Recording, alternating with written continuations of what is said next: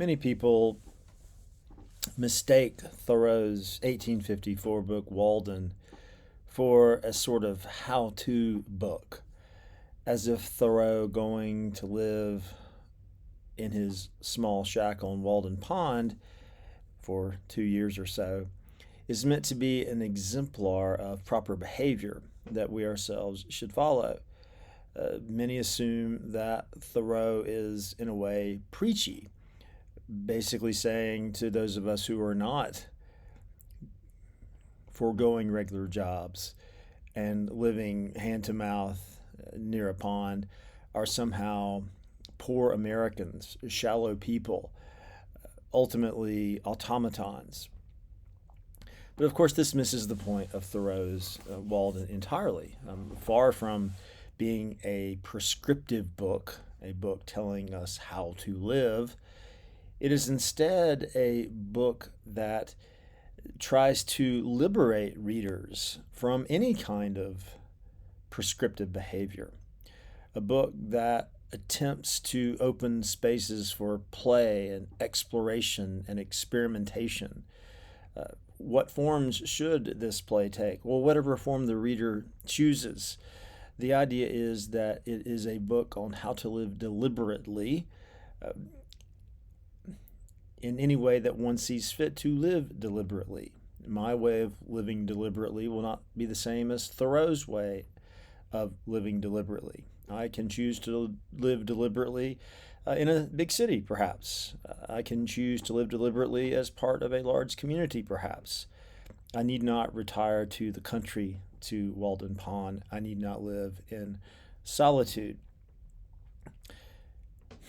Remember that Thoreau ends the book, Walden, by saying, I left for as many good reasons as I came.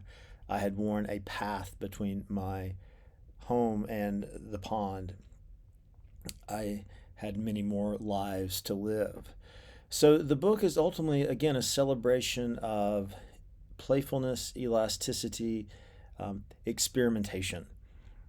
Early in the book, in the long chapter Economy, Thoreau gives many examples of ways that we, in mid-19th century America, have lost our elasticity. He says that we, even though we think we are free in our pursuit of financial success, are in fact living as if we are slaves. Why? Because we are essentially putting ourselves in financial situations that require that we work 40, 50 hours a week. And in doing so, we drain from ourselves what is best about us. We drain our physical energy, we drain our spiritual energy.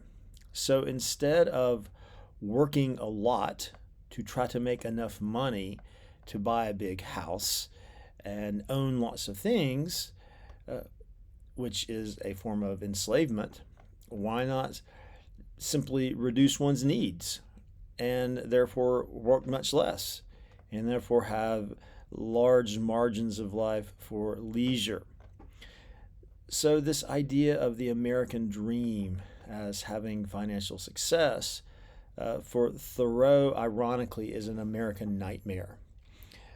To live according to the expectations of American capitalism, that we are primarily producers and consumers, is ultimately to become a tool of our tools.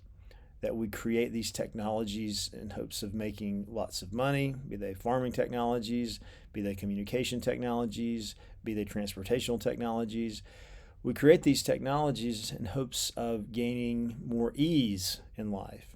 But what happens, in fact, is that we have to spend so much time maintaining these technologies that we ourselves turn into mere tools. We become the tools of our tools, Thoreau says, and that we ultimately, therefore, are no better than machines. So this is the primary situation that Thoreau sees, the primary plight, the primary problem he sees in mid-19th century America, is that basically we have chosen to live lives of quiet desperation. What does that mean? It means that the lives that we have chosen, thinking that these lives will make us happy. In fact, because they take so much energy and freedom away, make us extremely unhappy. Uh, but because we have conformed to American expectations, we do not express our unhappiness. We keep it inside, and therefore we are quietly desperate. So this is the plight. What is there to do? As I said, Thoreau's Walden is, if it is a how-to book, ultimately is trying to show us various ways that we can liberate ourselves from this American nightmare. And one way, of course, is to try to reduce our wants to as low a number as possible so we won't have to work as much to survive, and we have a lot more time to develop our imaginations and our bodily health. Well, this is one of many ways that Thoreau suggests that we can liberate ourselves from the American nightmare. A primary way that Thoreau encourages this kind of elasticity is through inviting us to take words that have a traditional set of meanings and liberate these words to a new set of meanings. Thoreau was fascinated by etymology, like Emerson, his early mentor. Thoreau loved the idea that the further back we go into a word's origin, the more likely we will find a material process. Remember, Emerson in his essay Nature from 1836 says that if you look at the etymology of supercilious, it means simply to raise an eyebrow. This is one of many examples Emerson gives of material origins of more abstract terms. Well, Thoreau invites us in his Walden to seek not only the origins of nature, not only the origins of human joy, but the origins of words, which often show us that the way a word is being used right now is only one of many possible ways to use a word. That we can turn words themselves into not so much set meanings, but possibilities for expression. That words themselves can become elastic and playful, sporting. For instance, Thoreau says very early in the book that he sojourned at Walden Pond, for 2 years, 2 months, and 2 days. He likes this word sojourn, S-O-J-O-U-R-N. He likes this word sojourn, uses it more than once. Of course, sojourn means, if we look it up, a temporary visit. I stayed in this place for a certain, probably brief amount of time. Like I sojourned at my best friend's house at the other side of the country for 3 weeks.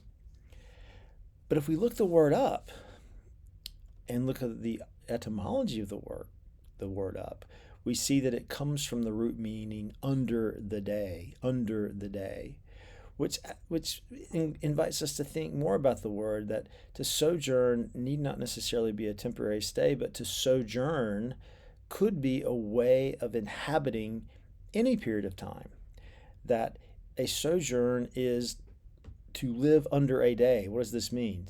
It means that I am very attuned to this particular day. What does it mean to live under a day? It means that I submit myself to this day. I give myself over to this day. I'm very attuned to the present moment. I am indeed most concerned with what is happening now. I'm not worried about what happened yesterday. I'm not worried about what happens tomorrow. I'm interested in this moment right now. So for Thoreau, a sojourn is, in addition to being a temporary stay, is a way of living where I'm attuned to this day right here, right now. What good does this do? Well, it liberates me from the burden of the past. I'm not looking behind myself with regret or nostalgia, and therefore I'm free to put all my energy into this moment here. Nor do I look ahead of myself with anticipation or anxiety. I'm free to pay attention to this right here, right now. So Thoreau invites us to free, to liberate the word sojourn from its traditional meanings. Well, this is one of many examples. Thoreau also loves to use the word account in his book. Now, of course, what is an account? In the world of finance, in the world of capitalistic pursuit, an account is a numerical ledger by which one tracks one's earnings and one's spendings. And Thoreau actually offers his account in this way too, when he talks about how much it cost him to build his little house and how much money he spent on beans and this and that. But also, what else is an account? An account is a written narrative of oneself. I'm in accounting for myself, I'm explaining myself. So the book itself, Walden, which is anything but a list of numbers, but it's an exuberant linguistic, how shall we put it, ecosystem. It's alive and full of tropes and figures and puns and paradoxes and hyperbole. So if an account traditionally is simply a system of numbers where this equals this, Thoreau's account is the opposite, in that it's insofar as it is constantly encouraging extravagance, to use a word Thoreau uses at the end of his book. He wants his work to be extravagant. He wants it to be superabundant. He wants it to suggest infinity. He wants it to suggest the unfathomable. He wants it to suggest what cannot be accounted for, what has not been accounted for. So there's another irony there, where what most people mean by account, Thoreau means the opposite in that word. So now that word account opens up for us in another way. What's another word? Labor. Thoreau is constantly talking about the value of labor. If I'm laboring always to pay my bills because I've overextended myself, then my labor is ultimately a death sentence. It's a way that I'm wasting my life. Well, what if labor is the opposite? What if labor, say for Thoreau, is that which enables me to have a large margin of leisure? Because I only work like 6 weeks a year, which is what Thoreau says. I only need to work 6 weeks a year to have enough to survive. And this gives me plenty of time to, again, cultivate my imagination. So in this regard, we think of labor as not simply the work of the hands, but as the act of birth.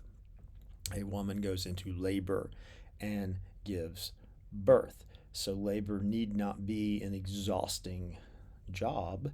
Labor can be a giving birth to something, right? And then if we look at the word etymologically, we see that labor ultimately comes from an origin that means to slip.